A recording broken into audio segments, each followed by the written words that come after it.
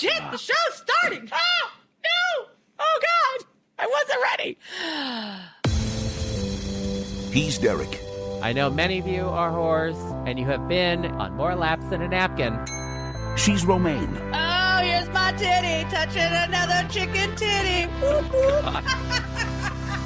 This is Derek and Romaine. 2.0, bitches. Titty, titty, touching my titty. I literally am touching my titties as I sing that. You always do. I know. What is wrong with me? I can't even help myself. I'm a mess.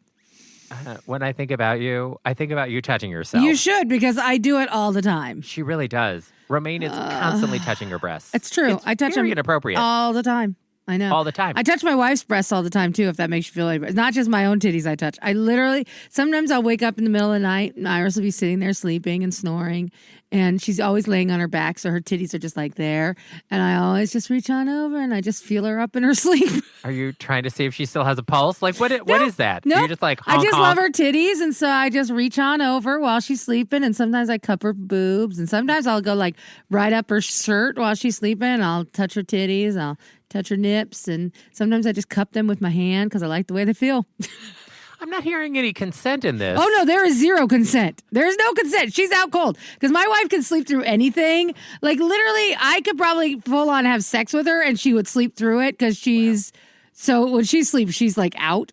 But yeah, I do it all the time. I'm always just like, roll over. Ooh, there's her titties. Touch those titties. I touch them all the time. I can't help myself.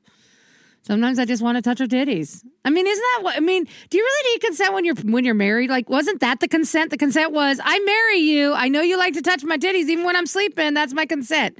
That's consent, right? No. So when she says I do, that's not consent. Like, no. I do approve of you touching my titties while I sleep.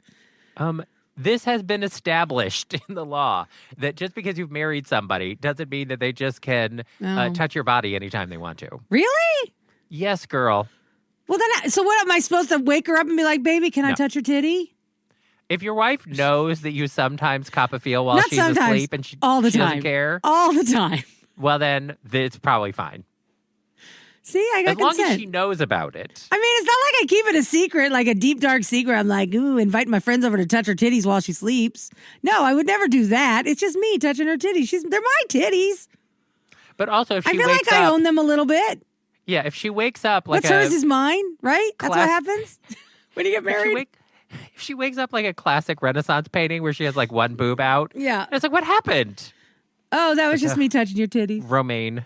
I wish she would. Let me tell you something. If she slept in like, how like they make those pajamas that like button down the front and they have like the long sleeves and whatever, like the Christmas jammies. Now, if she slept in those all the time, I would just like unbutton a couple and just pull a titty out. And then it would be like that. But she doesn't wear those very often. So she's usually in like, usually my wife will sleep in like a t-shirt and just like a pair of underwear. So sometimes instead of touching her titties, I'll like put my hand under the covers and I'll go for like a bare naked thigh or like a round the back under the like panties ass grab. Sometimes I'll do that too when she's sleeping. I touch her a lot when she's sleeping because I'm wide awake. This is part of it. Part of it is I'm bored because I wake up in the middle of the night, as we've already established many times. I barely sleep anymore. I feel like I'm a fucking, I don't know what I am. I'm goddamn bat or something. But I wake up in the middle of the night and I can't go back to sleep. And so I sit there and usually I'm like, okay, what am I going to do? I'm bored out of my mind. And I'll get on my phone for a few minutes and I'll play a game or something. And then I'll be like, and then I'll be like, well, maybe if I touch her titty, it'll be comforting. And I'll be like snuggling a little bit and that'll put me to sleep. So I'll try that. And it never does. And then I'll try like, maybe grabbing a bare naked thigh and seeing if that soothes me to sleep. Like, oh, that feels so nice. No, it doesn't. And then eventually I roll over and I read a book or whatever. But this is part of why I feel her up in the middle of the night is because I'm bored. And then there's a part of me, I think, secretly that's like, well, maybe if I'm like caressing my wife in her sleep and being loving and sweet like this, maybe she'll wake up and she'll be like, oh, that feels really good. And then she'll want to have sex with me. That never happens. I always want it to happen because I think, well, maybe I can turn her on a little bit while she's sleeping. Like her body will just start responding. But no, she just sleeps right through all my attempts. It's really quite sad, actually, now that I think about it and I'm saying all these things out loud. Oh, I might be pathetic. Okay, well. It's a real shame. Ah! I'm pretty sure that Romaine hopped into a time machine and invented the old-timey underwear that has the butt flap on it. Oh, God, I would totally do that. Just so I could It's not for- get on in there. Yeah, it's not for pooping in a cold outhouse. Well, you got to be careful though with Iris's butt. As we've established, she does not like you to get too close to her butthole. That she gets real weird about. So I understand. While I may not be getting consent, I do understand the boundaries, and there is an unspoken boundary around her butthole. You are not allowed to near Iris's extremely butthole. Spoken. Come on, girl. Well, I mean, it was spoken once upon a time, a long time ago, and I have respected that boundary. Mostly. I will touch her butt cheek. I will even cup her butt cheek a little bit, but I will not at all get close to entering the butthole region. I will never put my finger in the crack. Don't even get near the crack if I can help it, because I don't want her to get upset. Well, two guests that have some experience with butt stuff will be joining us in a few minutes. Yes, they will. I'm excited to talk to these guys. They're fun. Yeah, Mike and Kyle from the Gayish podcast. They have a new book out. Mm-hmm. And so we'll be talking about their book, which you should pick up and support them. And they're in the midst of a book tour, so they might be coming to a city near you with their Gayish podcast and their book. Mm-hmm. And Romaine, you and I have both written books. Yes, we have. Yeah. And yet we have not yet written a book together. I know we've talked about it many times. Actually, we've talked about it a lot of times. I think it's one of those things where it's like we just have to have the time to actually dedicate to doing it, and then I think part of it is we just have to make ourselves do it, right? And I suck at that. I suck at just being like, Romaine, you have to do this thing, and then doing it. That's a challenge for me personally, but also I don't know that we agree on the book that we should write. I mean, I don't know. I kind of would like to do one where we write about the history of DNR from the beginning until now. And we'll have a specific topic, and then your perspective versus my perspective on that event. And let's see who remembers it correctly, because I'm willing to bet I don't remember any of the facts. Because as we know, I have no concept of time or dates or really anything. So that would be fun. I wish I had taken notes along the way. If I had known, Derek, that you and I were going to have the career that we have had, I think I would have taken notes at important moments along the way. Because there have been some great, big, fun moments in our career that would have been fun to just make notations of oh, well, this is when we did that thing that got that guy fired. Or, oh, this is when we did that thing that almost got me fired. Or, oh, this is when we did that thing that, you know what I'm going to say. But yeah, I mean, that would be fun. And then we got fired. Remember that? I mean, there's so many moments that we could have written about that would be very fun to look back on. But there's not to say it can't happen. Not so much as we got fired, because we didn't do anything. No, we didn't. We didn't do anything. They moved on from us. Yeah. Which is not the same thing. No, it is not. It is not. Actually, I don't feel bad. There was a time I felt bad about how things went down, but now I'm like, oh, no, I don't feel bad about that at all. It actually has created some of the best time of my life. So as far as I'm concerned, it was meant to be. It was meant to be. I wouldn't be as happy as I am now if it hadn't happened. Yeah, I also think that, I mean, we knew, because no show goes on forever. So we always knew the show would end at some point. It wasn't like, and yet that wasn't in the cards. We just didn't know what was going to happen then. If we had known what the time, I think this is the only thing I would change about anything in my life, is I don't know that I would necessarily make big changes, that sort of change the outcomes of things. Mm-hmm. But I probably would have done some different things. Like if I had known when our show was getting canceled, I would have prepared for it better. Yeah. Done research for how we might be able to do our show on our own, spent more time consolidating our listener base or whatever in preparation for it. There's a lot of preparation I would have done if I had known sort of the timeline, right? Yeah. I would have spent that last 6 months really sort of consolidating our power, right? Yeah. So I wouldn't necessarily have been like, no, I can't believe that, blah, blah. I would have just been better prepared for it. Yeah. So it was really more how blindsided we were about it more than anything else. And I just, I would have spent more time on, that. Sure. Like that part of it. Sure. But, at the end of the day, I wasn't all that surprised, and certainly over time, we are not the only one, the only show that met a similar fate, and I don't think it was based on the quality of those shows or the work habits of the people who worked on them or anything else. It was just the programming changed direction, and one by one, if you didn't fit into whatever that was, then bye-bye. Yeah. So yes, but we have talked about writing. I think that. Because remember we had Annabelle Gurwitch and her husband on. Remember about their relationship and then their son who was born without an asshole? Oh, yeah. Remember that? I do remember that, yeah. And they did a back and forth book where the two of them, where they, in each chapter, they wrote like a part of it, and then they sort of were answering each other back and forth. And so I really liked the format of their book because I thought that was a good format for us, that we could take time periods or topics, and we could, one of us would start the chapter, and then the other one would sort of respond, and then we could go back and forth, and that would be the chapter. So I like that format for us. Right. Once we have a framework and we decide who's going to start which chapter, I think it would go pretty fast. Right. But we really have not.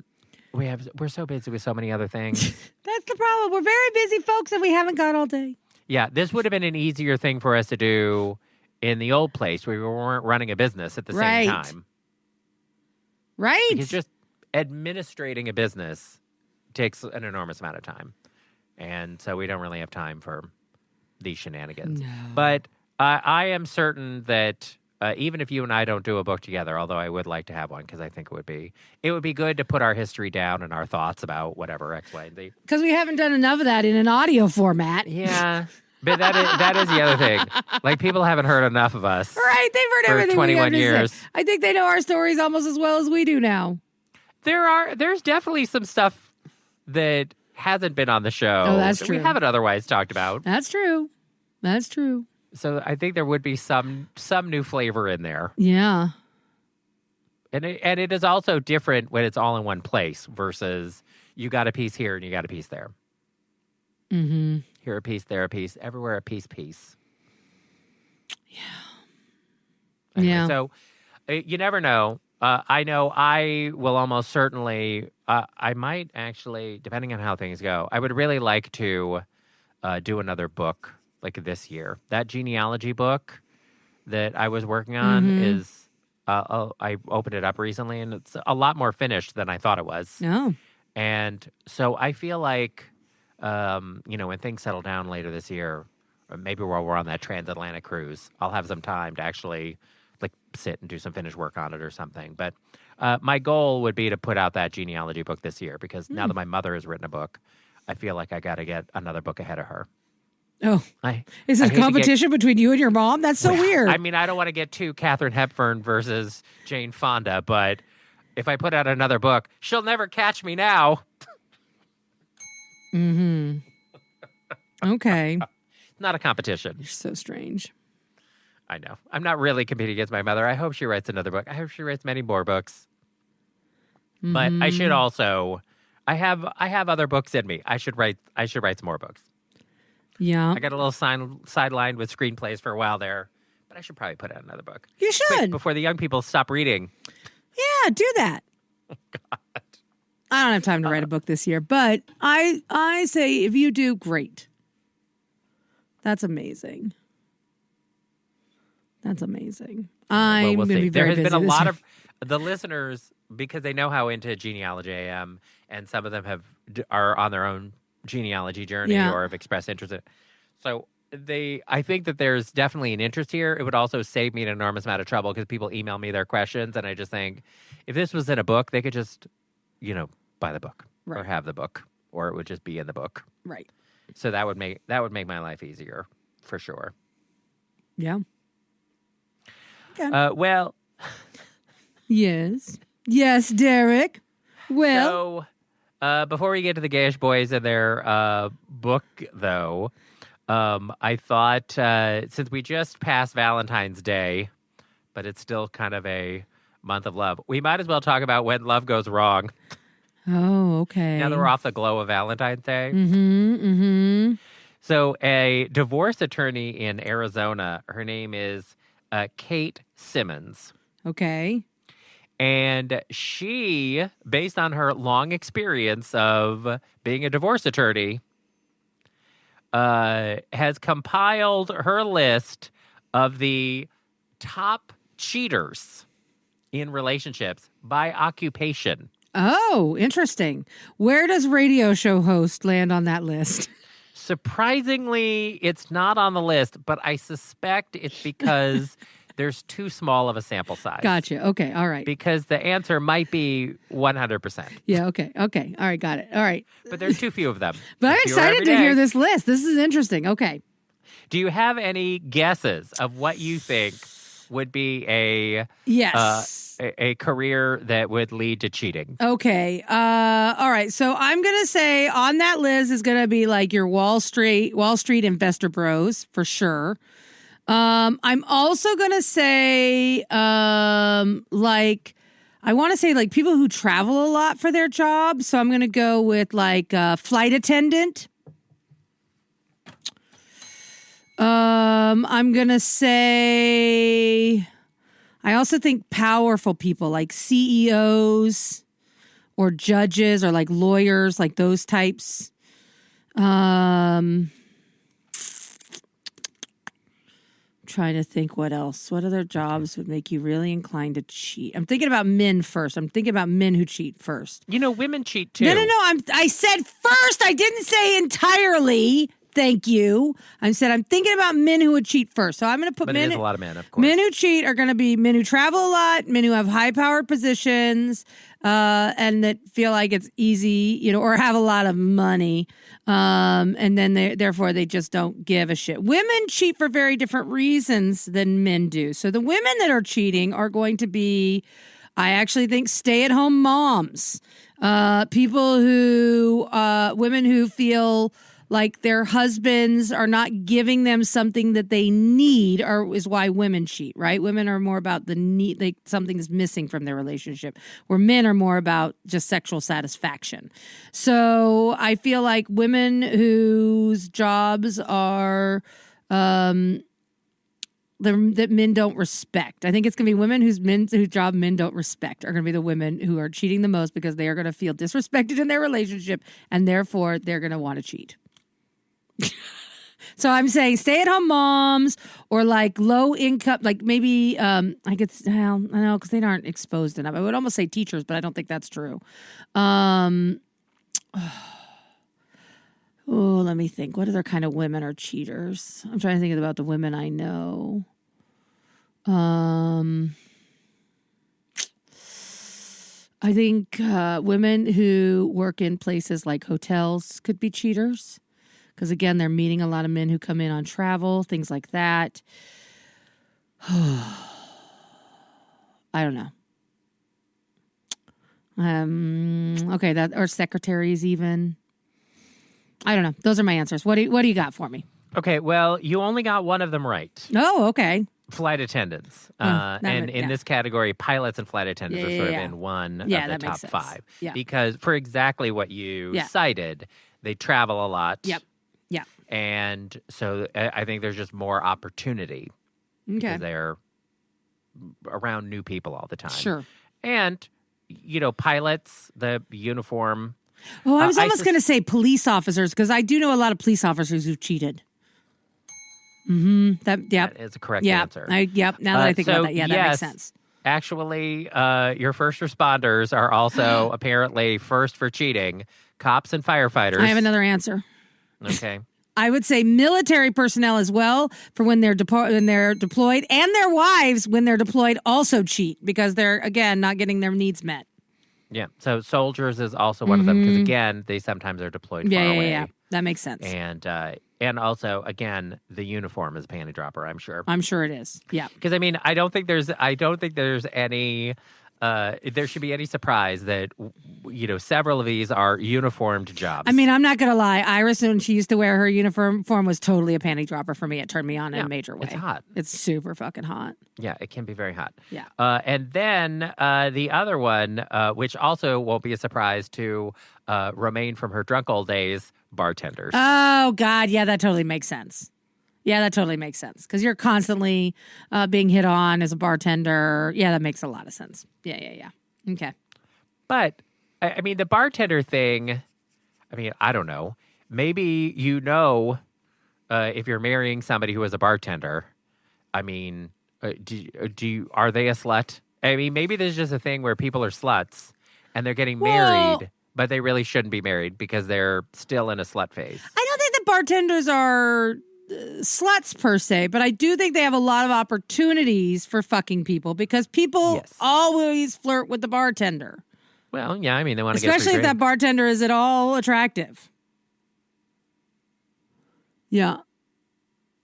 I mean, I have flirted with bartenders. I have definitely flirted with bartenders over the years. I have only slept with a single bartender though, and I regret it a little bit. Why? She wasn't worth my time. Whoa. I mean, you asked. I'm telling you. Did you at least get some free drinks out of it? Oh yeah, I used to get free drinks from her all the time. Now there is a bartender I wish I had slept with, but she was mostly straight. I say mostly because I think I probably could have slept with her if I'd actually really tried. And she used to give me drinks all the fucking time. Oh my God, I got drinks from her all the time. She loved me. But I think she loved me because I would get up and dance on the bar for her. Now, I don't think, even though I have flirted with many bartenders. You've never slept with one? I don't think I have ever slept with a bartender.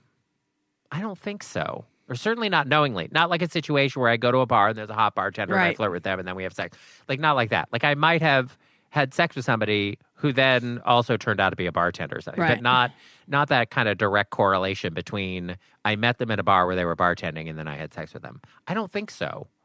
I gotta dial back through it. And I don't think so. I think the closest I ever got was a DJ. Oh, wow.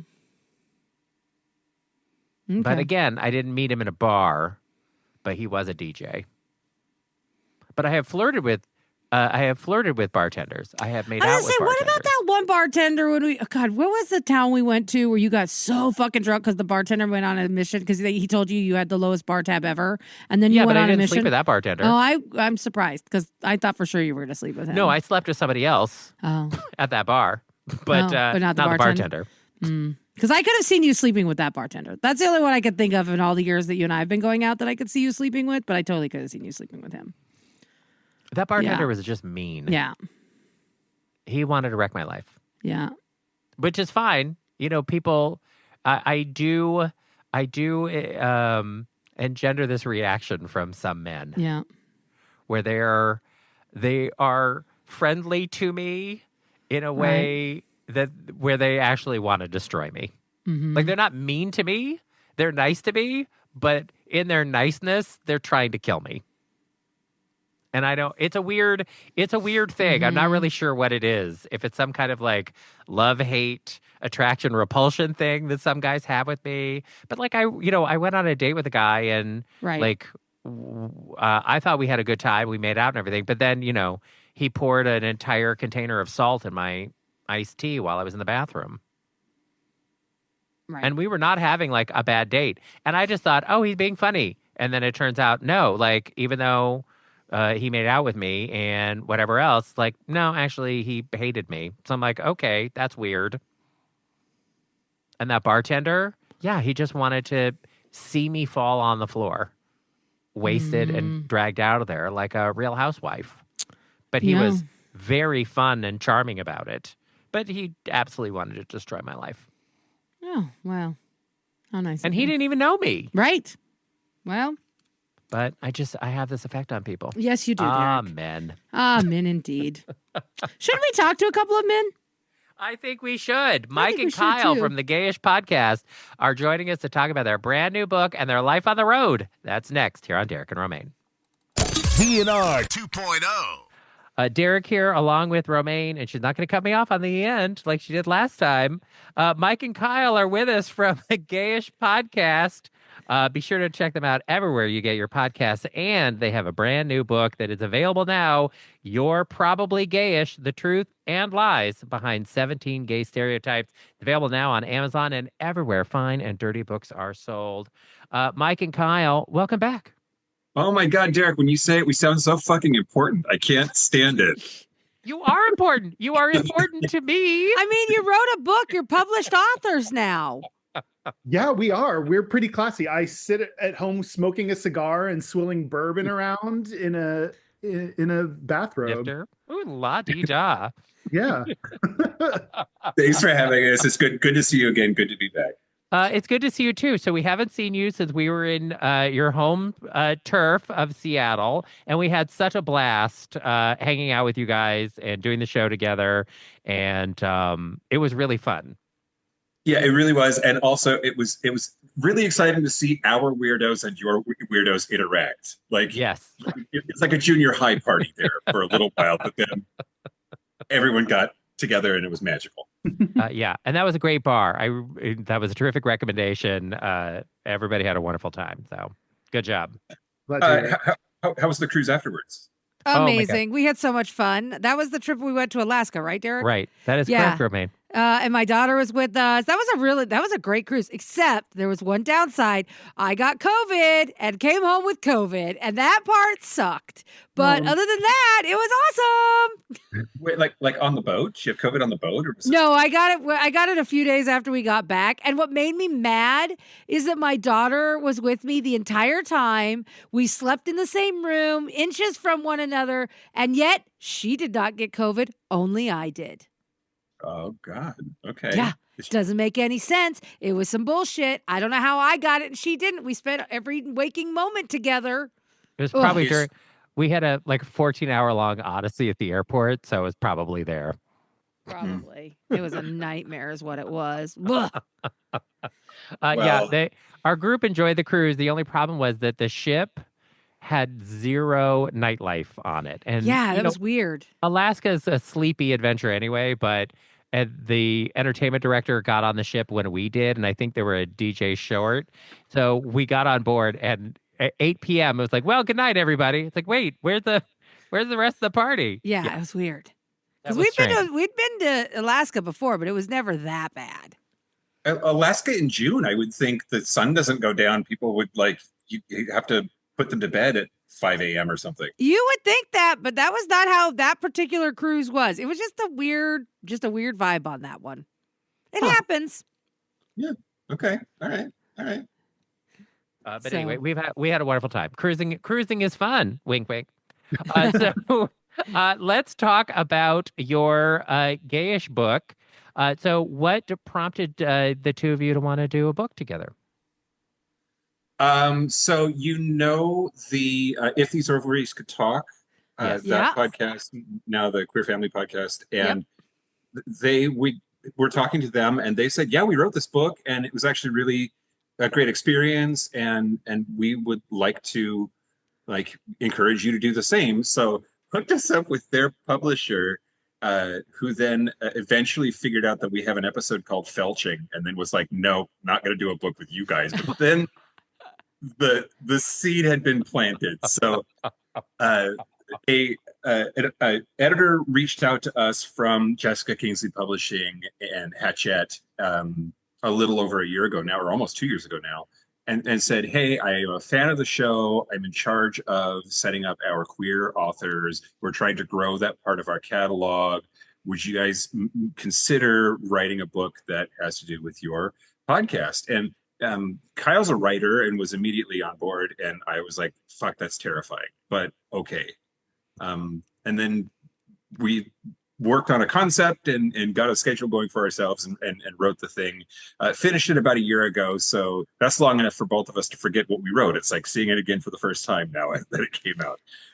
So which how did the process work? Like, how did you guys? What is the concept, and how did you guys put it together? Because with two different people writing, I imagine that is a little complicated. Yeah. What we did, we decided that, we were like, do we each like do we write together and then it's all from both of our perspectives? Or so we ended up that we didn't like that. That was going to be too complex. So what we did is we divided up the chapters. Every chapter is called "You're Probably Blank," and whatever blank is a stereotype. You probably love iced coffee. You're probably crazy. You're probably hot and jacked. Every chapter is a different stereotype. And Mike and I split up the stereotypes and we just picked the ones that were most appealing to us. And then we write about that. And there's a little bit kind of dialogue in there where the other person will, jump in and ask a question and then we get to respond to that. So there is still kind of that feeling of a conversation within the book. Now, Kyle, since you're the writer and Mike isn't, did you have any apprehension at the beginning of like, am I going to end up writing 95% of this book? I no, because early on we just like started dividing up the like chapters and like set due dates and everything, and Mike was just went along with that totally fine. So no, I think Mike and I are pretty good at dividing, and we've done that throughout the course of the podcast, just splitting up responsibility and work, and things always tend to go pretty smoothly for us with minimal arguments. Now, that being said, he did write more of the book than I did, and thank goodness. Well, I mean, there are, 17 gayish stereotypes in it. So I assumed at a certain point it was like a wishbone. Somebody's getting the slightly bigger piece. Yeah. That was me. But who was better grammatically about writing? Was one of you worse and constantly doing errors or things like that? Because that would be my concern. Because Derek, he loves to write. I fucking hate it, and I write the way I talk, which is messy. So I can't imagine that anything would be spelled correctly or grammatically correct or anything. I just have really specific things that I care about, like comma placement is just like I have like real specifics about where the quotes go when you have a comma. Like I have just things that I'm like really anal about in a great way. And Mike, are you also anal about those things, or are you more messy? I can be. So in a former life, I was a copy editor, so I, for the most part, have pretty good sensibilities about that stuff. That doesn't mean you might not want to read what I say. It's probably boring, but at least for the most part, it's correct. Grammatically, punctuation, that kind of thing. And I'm being self-deprecating because it's adorable. All right. So, Mike, what was your favorite stereotype to write about? So I wrote the chapter on musicals, and I thought that was really fun. You probably love musicals, and learned some stuff and threw in some personal anecdotes, but really, the musical industry is actually run by straight dudes, and that was something that I didn't really know until we started writing the book. And but yeah, I really enjoyed that one a lot. Kyle, did you have a favorite? Well, of yours, I really like we did a reading for our Patreon just recently, and Mike read a portion of "You Probably Have Limp Wrists," and there's an entire chapter about where that stereotype came from. And Mike talks about some really personal stuff about the first time he saw himself hold on video with a limp wrist, and I really liked that chapter. That chapter I thought was really good. Because I think all of us have this experience, like when we realize either because someone else tells us or we see in the mirror, like something that we do that's really gay and it's horrifying and you have to decide what to do about that. And that's kind of what that chapter dives into. Or just decide to be horrifying. Yeah, or just live in the horror of what is your life being gay. My favorite chapter to write, I think, was one of the first ones that I wrote was "You Probably Have Your Right Ear Pierced." And that's I remember growing up, there was like you had to make sure you got the correct ear pierced because one ear was the gay ear.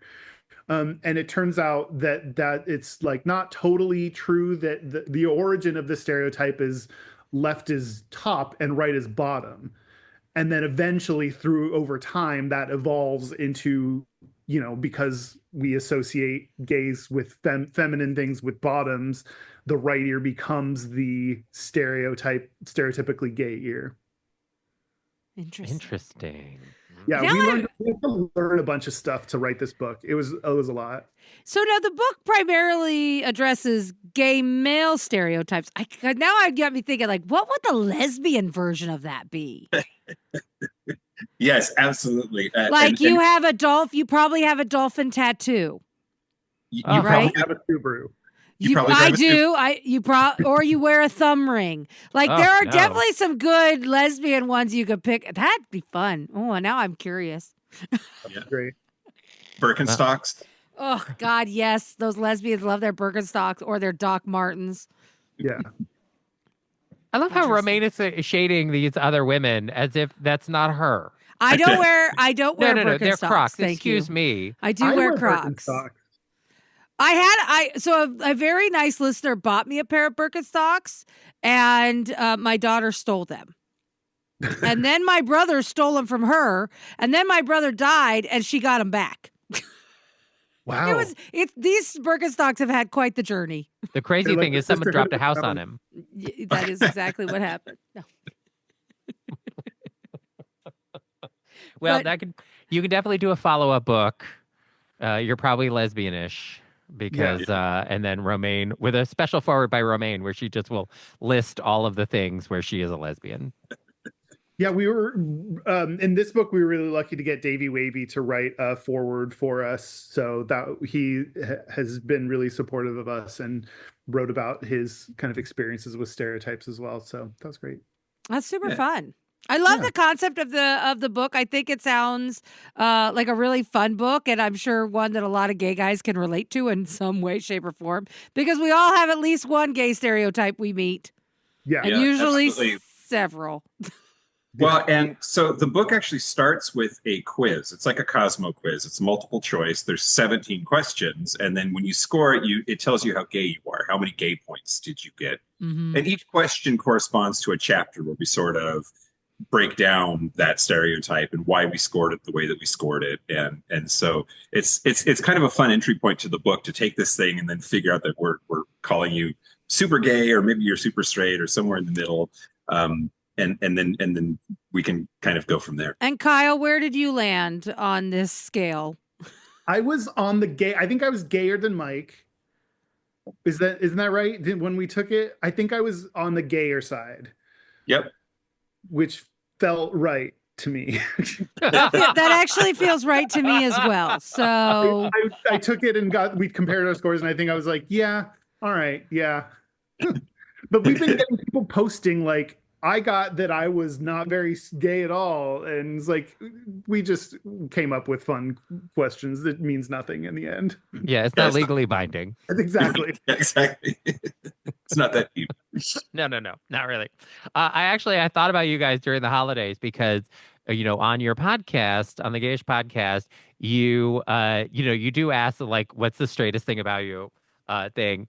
And I don't remember... in coming up with the things about that, and I don't remember what I said, but it is possible that I will be repeating what I said in the past. The listeners will remember, I won't, but during the holidays, I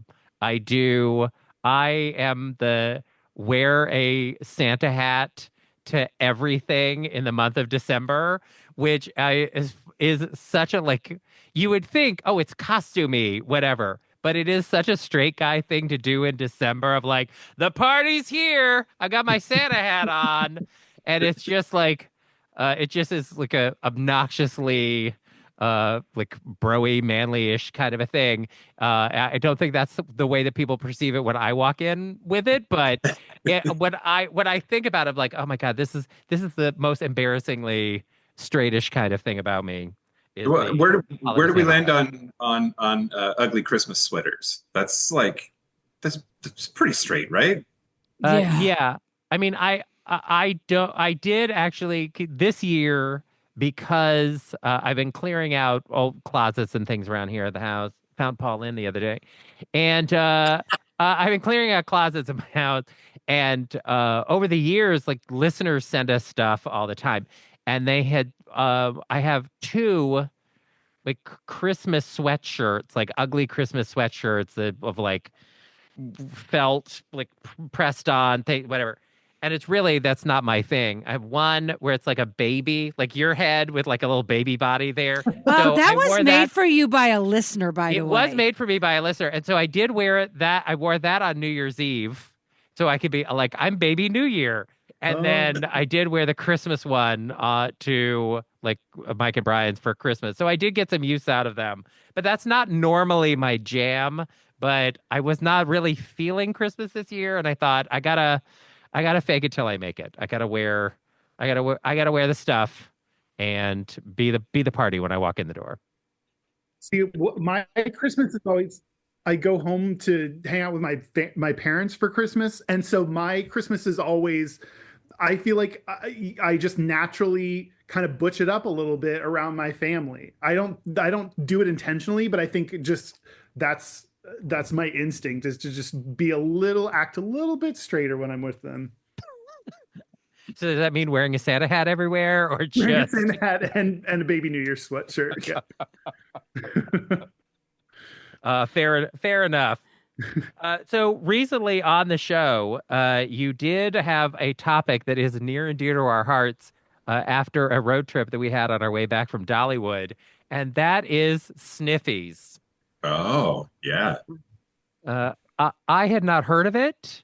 And one of it's like road trip with a bunch of us in the car. And then one of them was on sniffies. And so it was a driving through America on sniffies situation. And it was illuminating. I had never thought about a sniffies road trip. You could travel through across the country, just hooking up with guys left and right, just cruising all over. I love that. Yeah, you drive until you find like, okay, this town has a good sniffies page. Okay, let's stop here. Well, Kyle, you're the sniffies expert. I don't know how it works. Like, could like the next DNR cruise, can you make that a sniffies, whatever it's called? Like, I don't know how you create cruising spots. I could find the right bathroom on the cruise and say that this is the hookup spot. One person check in there. One person here ready. Wow. That could be a very popular bathroom. It would, because I would be there. Right. I'm sure. Oh, God. So, Derek, it sounds like you weren't a sniffies user. Are you now? Are you a convert? No. I mean, it's hard enough opening X in public because, the years and years of doing our show, we had a lot of porn people on.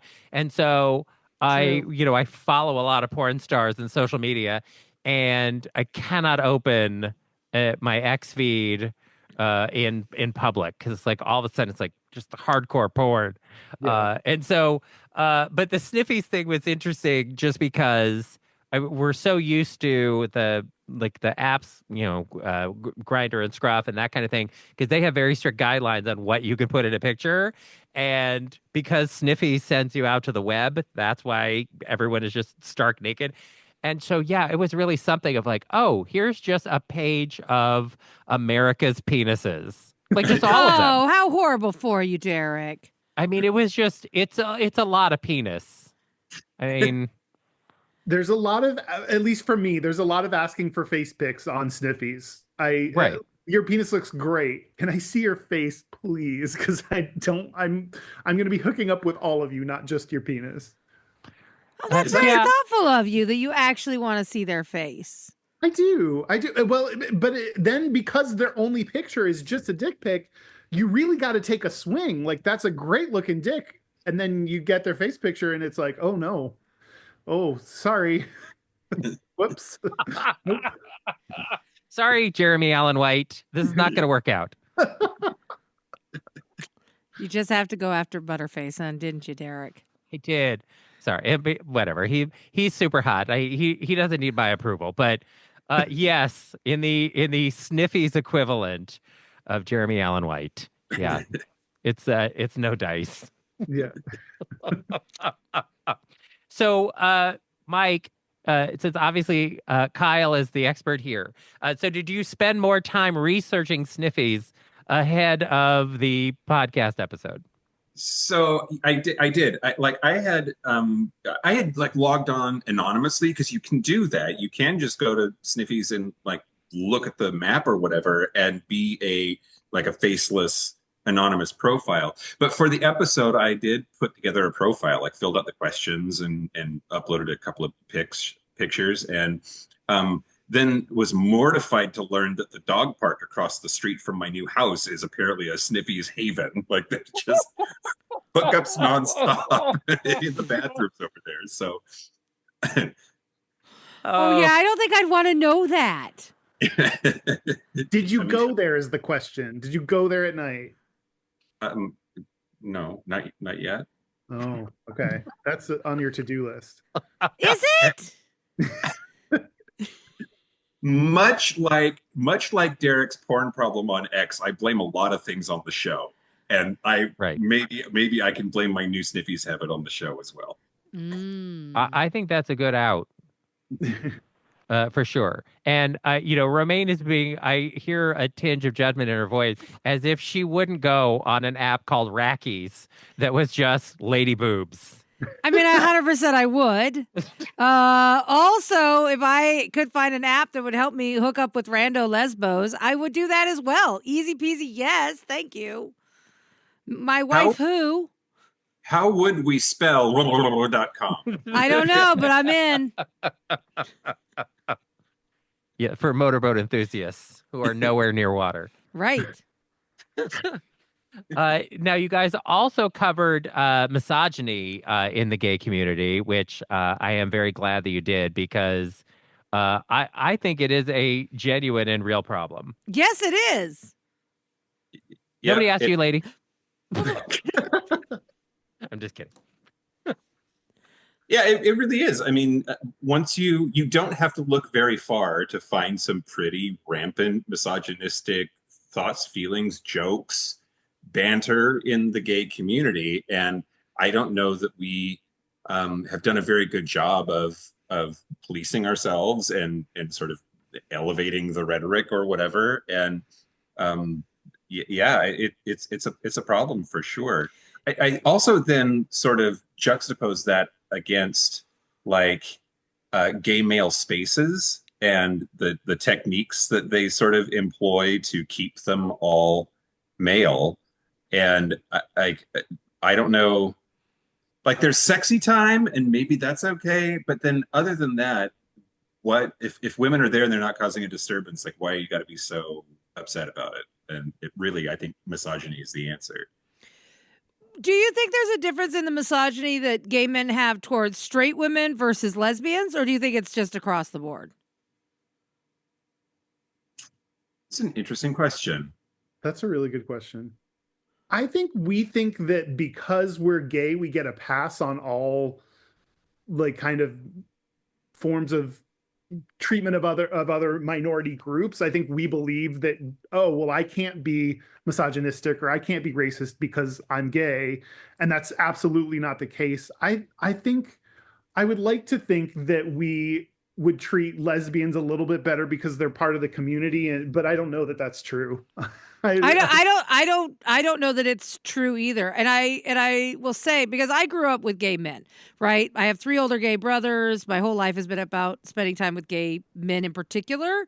And I feel like as a lesbian, I always felt very comfortable with gay men, but gay men, a certain sector of gay men definitely do not want lesbians around, which cracks me up because when gay men needed people the most during the AIDS epidemic and things like that, it was the lesbians who stepped up and took the reins and said, hey, we're here to help you. We will help take care of you. We will take over and we will make sure things go better for you. So I feel like there should be a bit of a debt of gratitude to the lesbians from gay men that is not necessarily there. And I do feel like in gay bar situations in particular, I've not always felt the most welcome, even though I am gay and I could care less what you gay guys are doing. It doesn't bother me at all. If you want to give each other blowjobs in the bathroom, go for it. I don't give a shit. But there definitely is like a what are you doing here? Do you belong because you have a vagina, which I think is some real bullshit. But I also I've been watching because my daughter, who's 17, she's obsessed with RuPaul's Drag Race right now. And it's really interesting because she's been going back and watching really early seasons of the show. And the way that they use language to describe being a woman, fishy this and fishy that, and, you know, all these words and terms that are very misogynistic in a lot of ways. And it's interesting hearing the early seasons versus some of the later seasons and some of the language that they have changed over the years because they realized, oh, this is not maybe the best look for us. I have sort of struggled figuring out, I think it's a newer thing, or at least I've heard it. It isn't something that I knew about until recently, but the drag queen saying that so-and-so is serving cunt. I'm like, why are we saying that? And right, it's like in casual conversation, like that's a thing that people say. Like, I don't know, man. That's so you're saying that you're not serving cunt? What are you saying?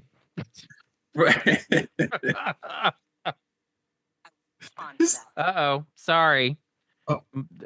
Siri decided that I was asking that you were serving cunt. Is that what she said? Yeah. How dare you, sir? I'm not speaking to you, Apple Intelligence. Leave me alone. Before we started recording, I was talking to Kyle about my dreams and fears of living with a robot, and it's already coming true. It's already happening. We're already there. Yeah. The phone can't tell what we're saying and what we're talking about. But my obviously, my boyfriend brought home a Roomba, and I don't know that I like it because it's you turn around the corner and there it is staring at you, ready to suck. Like, I don't know. I thought as a gay man you'd love that. Yeah, I mean, like, right? on the one hand that sounds hot, and then on the other hand it sounds creepy. But I used to have a Roomba, but it committed suicide, and so I don't think I have a welcoming home environment. It's just how it is. It kept throwing itself down the stairs. It's like, you're not supposed to do this. We set up the little sensors for you and everything. And it was just like, I'm out of here, man. I'm not licking this floor one more time. Goodbye. That's the saddest thing I've ever heard. It was really sad. Anyway. Okay, that's our sad Roomba. I hope things go better between you and your Roomba as time goes on. Now, you guys have toured the country with your show. So how did you like life on the road, doing Gayish in front of live audiences? Kyle was a reluctant partner. What? You were a reluctant partner. Oh, it's the setting up part that I don't. Mike does all the planning and coordinating, and that's good because I have such a negative outlook on everything, such a pessimistic view that I'm like, no one wants to show up for that. Who's gonna no one's gonna come. Why would anyone show up for this? So Mike does all the planning because I would just be like, no, we just shouldn't do it. Mike does all the planning, but once it's planned and scheduled and people actually enjoy and want to go there, I have a blast doing the live shows. It's a little bit nerve-wracking, but it's a lot of fun. It's really interesting to see what people, think is funny or interesting or not funny or not interesting, or, what they lean forward for and what they then come talk to us after the show about. We always like to pick something a little racy to be the topic when we do our live shows, because that's always fun to talk about weird shit in front of people while they're sitting right there. It makes it, I think, enjoyable for us as well. So it's a lot of fun. How do you two travel together? Because I think this is the secret to Derek and Romaine's success, is that we travel really, really well together. How about the two of you?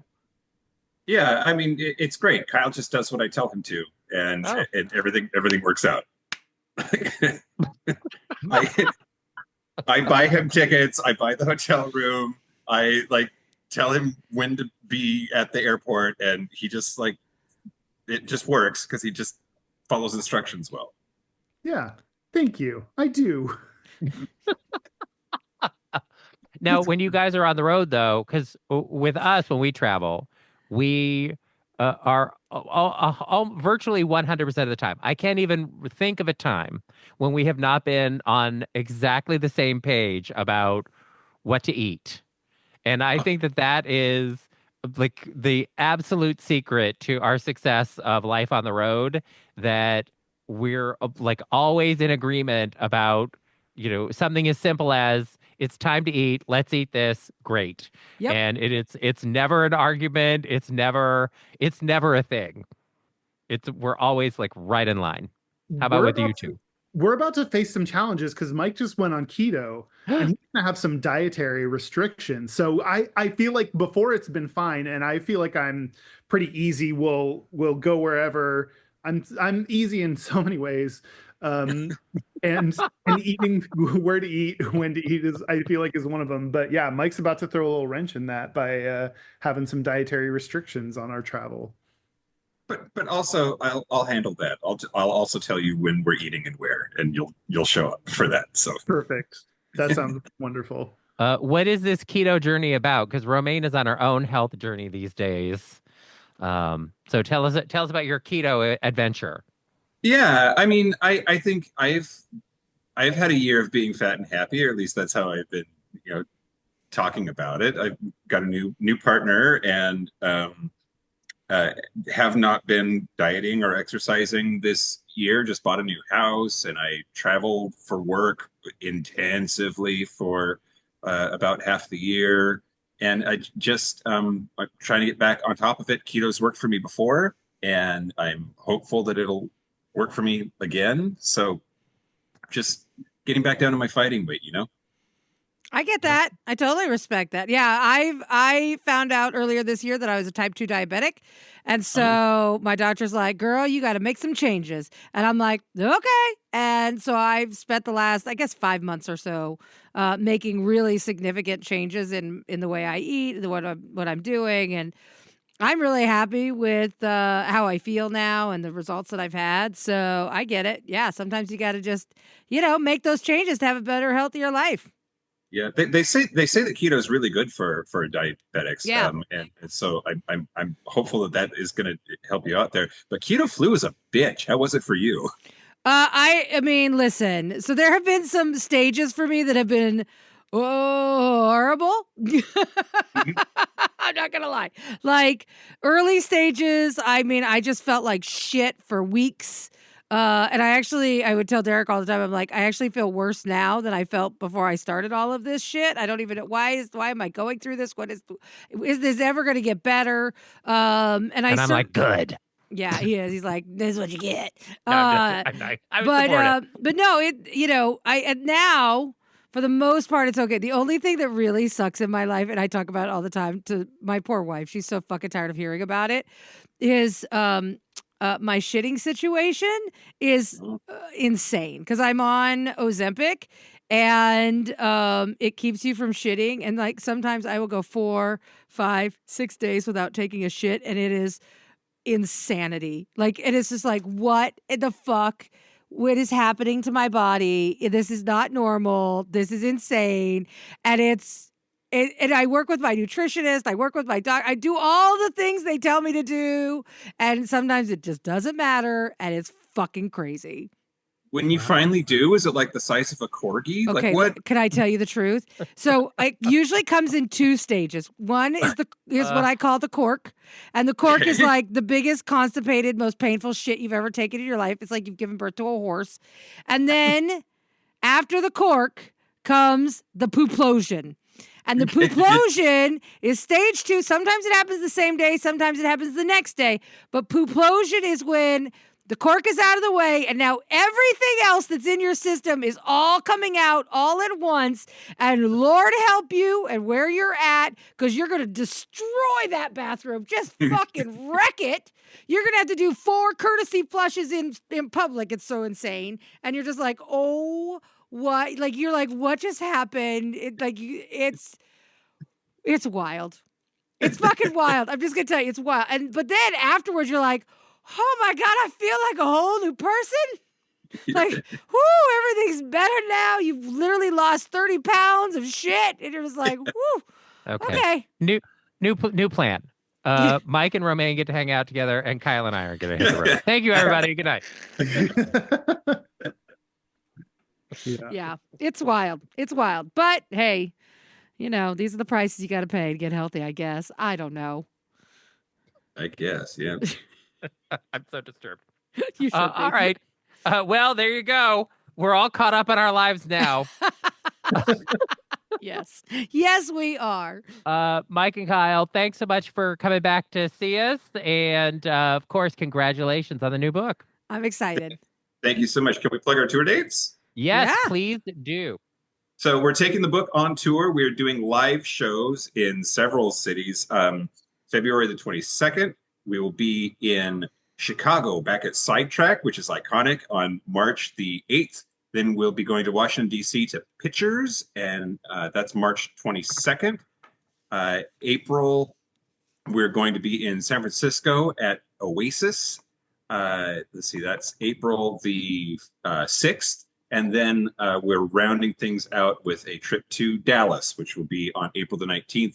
Venue TBD. So if you have a venue in Dallas that you can hook me up with out there, anybody, let me know, please.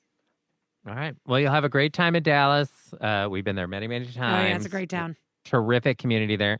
And then I hope the hot sluts of Atlanta show up for your show there. Because, well, who doesn't like Sniffies for the show. So I can cruise while I'm there. Kyle will be sitting on the stage with Sniffies open, seeing if he can match the penises to the audience members. Yep, that penis belongs to you, sir. That's right. I know that member. Here we are.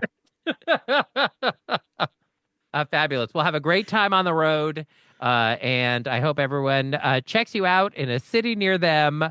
And if they can't make it there, at least they can go to Amazon or wherever fine books are sold and pick up You're Probably Gayish, The Truth and Lies Behind 17 Gay Stereotypes, which is available now from Mike and Kyle of the Gayish podcast.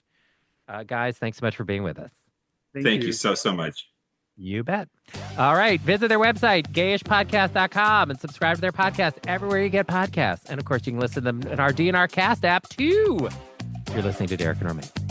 Well, there you have it. The end of another perfect episode of Derek and Romaine. And if you want more great fun, go to dnrstudios.com and subscribe to get our show every day. And don't forget, for DNR Plus subscribers, you can use the DNR Cast app for iPhone, available now in the App Store.